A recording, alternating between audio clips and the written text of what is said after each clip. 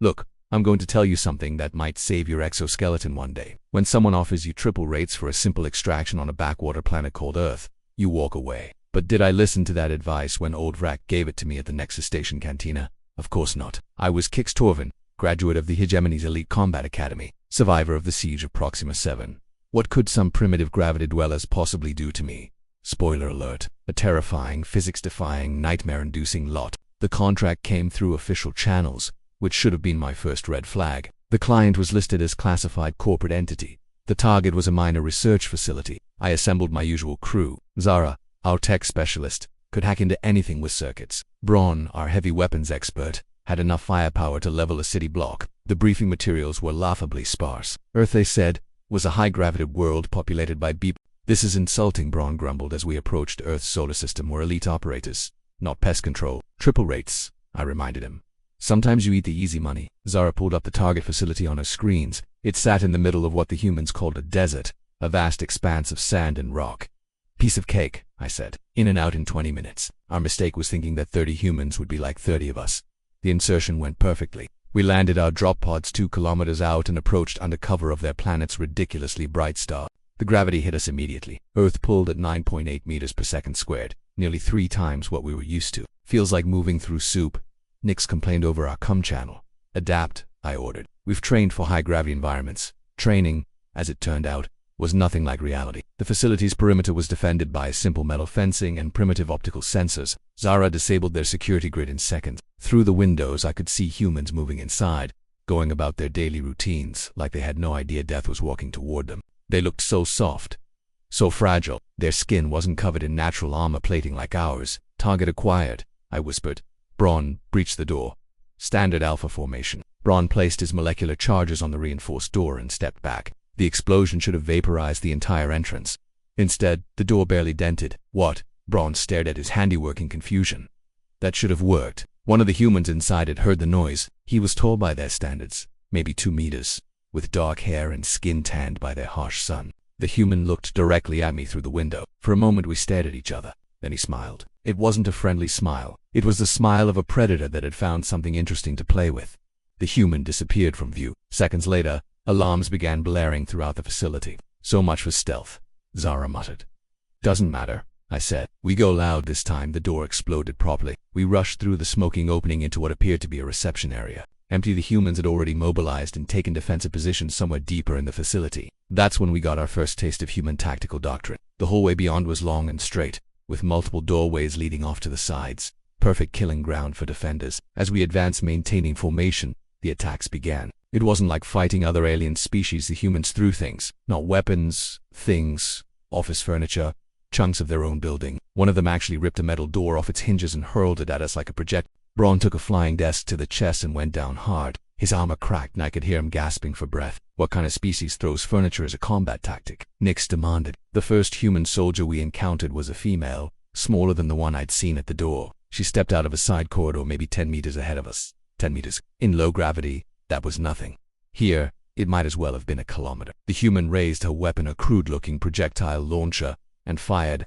The bullets were primitive metal slugs, the kind our armor should have deflected it. Instead, they punched through Zara's shield generators like they weren't even there. The physics were all wrong. Here, accelerated by Earth's massive gravitational pull, they hit with the force of artillery shells. Zara screamed and went down, her tech gear sparking and smoking. Impossible, I breathed. Their weapons are primitive. The human soldier was already moving. And that's when we learned the second terrifying thing about death. She didn't move like us. When we ran, we had to fight against gravity. When they moved, they used it. She rode, using the planet's pull to accelerate her motion, came up in a crouch, and fired again. Nix tried to phase shift to avoid the incoming fire, but the high gravity disrupted his quantum field generators. 3 bullets caught him center mass, and his scream cut off abruptly. In 30 seconds, my elite team was down to half-strength fallback. I shouted, but falling back meant running uphill against crushing gravity.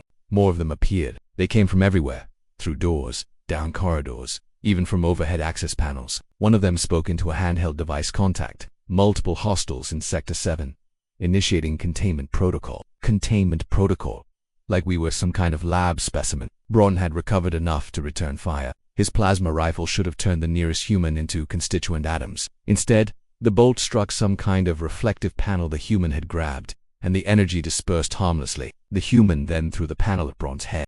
I managed to drag my team into a side room and seal the door behind us. We were in what appeared to be some kind of laboratory, filled with equipment I didn't recognize. "Status report," I gasped, trying to process what had just happened. "Zara's unconscious but alive," Braun reported. "Nyx is gone, one of the galaxy's most feared stealth operatives, killed by primitive projectile weapons." The door exploded inward, not from charges or energy weapons, but from raw kinetic force. One of the humans had literally kicked it down. The soldier who entered was the same one I'd seen through the window. Up close, he was even more terrifying, not because of weapons or armor, but because of the way he moved. "Lieutenant Rivera, we have 3 hostiles contained in Lab 7. He spoke into his communication device. Lieutenant Rivera appeared in the doorway behind him. The female soldier who had decimated my team. She looked us over with the clinical interest of a scientist examining specimens. "Unknown species," she observed. "Advanced technology, but they're not adapted for our gravitational environment." She was right. Even with our combat suits compensating, every movement was an effort. We were like deep-sea creatures brought to the surface, crushed by an environment we were never meant to survive in. "Surrender," Rivera said. It wasn't a demand or a threat, just a statement of fact. Braun, loyal to the end, raised his plasma rifle. Rivera moved faster than our enhanced reflexes could track. She grabbed a metal stool and threw it with perfect accuracy. The stool struck Braun's weapon, then bounced off the wall and hit him in the head. He collapsed. I was alone, facing 2 humans who had just systematically dismantled my elite team using furniture. "How?" I asked. It was the only word I could manage. Rivera tilted her head, studying me. "You're from a low-gravity world. Your entire species evolved where everything floats." The male soldier nodded. "We evolved here. Every step we take, we're working against 10 meters per second squared of gravitational acceleration." I was beginning to understand, and the understanding was more terrifying than any weapon. "Every human is effectively a superhuman by galactic standards," Rivera continued. "We don't need enhancement technology. We are the enhancement. Your weapons, I managed. Chemical propellants accelerated by planetary gravity," the soldier explained. "Plus, we're creative. When your planet's actively trying to kill you, you learn to use everything as a weapon." Rivera picked up a glass beaker. In her hands, it wasn't laboratory equipment. It was a projectile, a cutting tool, a bludgeon. "The real question is what you're doing here. Corporate espionage, military reconnaissance." I thought about lying, but what was the point? "Contract," I admitted. "Retrieve biological samples, eliminate witnesses, triple the usual rate." Rivera and her partner exchanged glances. "Someone wanted you dead," she said. "Someone who knew exactly what would happen when you came here." The implications hit me. This wasn't a job, it was an execution. "This isn't a research facility," Rivera continued. "It's a diplomatic preparation center. Humanity is about to join the galactic community." I stared at the biological samples floating in their tanks. "Not research specimens. Cultural artifacts. You're preparing for integration." I realized we were, until someone started sending assassins. Now we're preparing for war. The temperature in the room seemed to drop several degrees. "The Hegemony Council doesn't know," the soldier continued. "They think Earth is harmless. They have no idea they're looking at the most dangerous military force in the galaxy." Rivera gestured outside.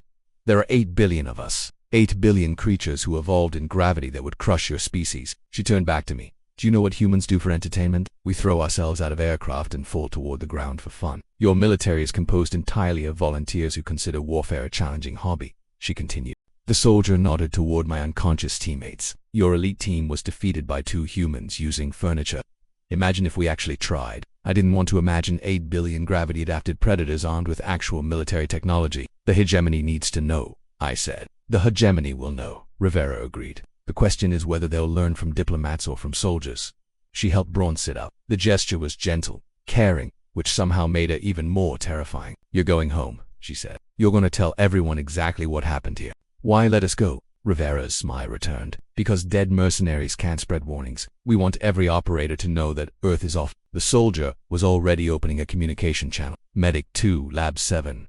3 injured hostiles requiring treatment. You're treating our wounds?" Braun asked in confusion.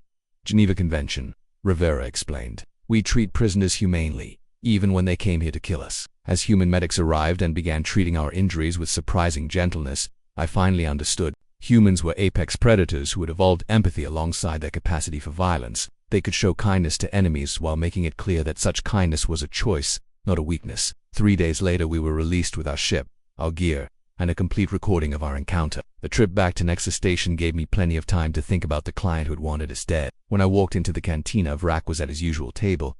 He took one look at me and started laughing. "Let me guess," he said. Earth contract. I sat down heavily, still feeling the phantom weight of their crushing gravity. You're the 15th team I've seen come back broken from that little blue planet, Rax said. I never took another Earth contract.